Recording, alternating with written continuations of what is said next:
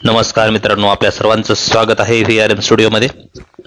आणि आपण आज आलो आहोत चारदरी ह्या गावी. चारदरी हे गाव धारूर तालुक्यात म्हणजे बीड जिल्ह्यातील धारूर तालुक्यातील हे एक प्रसिद्ध असं गाव आहे.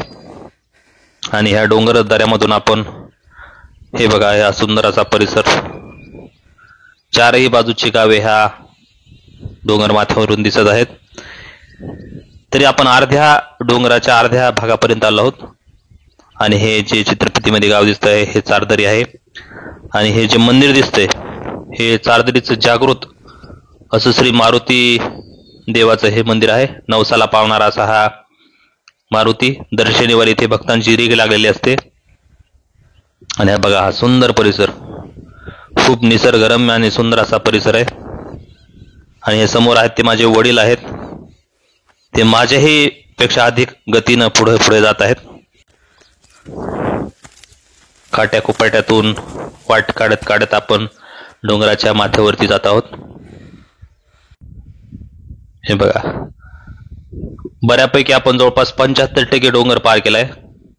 आणि हे बघा, हे जे उंच हे डोंगराच्या वरती हे झाड दिसतंय, या झाडाखाली आहे कानिफनाथांचं ऐतिहासिक असं स्मारक. हे बघा, हा सुंदर सारा परिसर, चारही बाजूचं परिसर दिसतोय.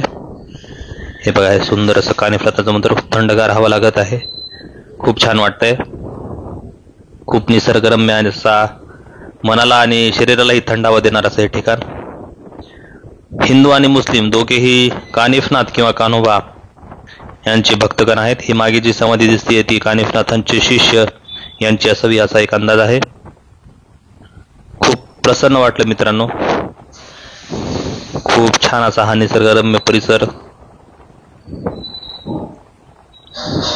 आपण ही अवश्य या ठिकाणी भेट द्यावी. खूप आनंददायी आणि मनाला प्रसन्न करणारा हा सारं वातावरण आहे. या ठिकाणी कानिफनाथांचं दर्शन करून आपण आता परतीच्या प्रवासाला निघत आहोत. हे जे गाव आहे हे चित्रात दिसते चारदरी गाव. चारदरी पासून अगदी हाकेच्या अंतरावर असणार हे श्री कानिफनाथ मंदिर.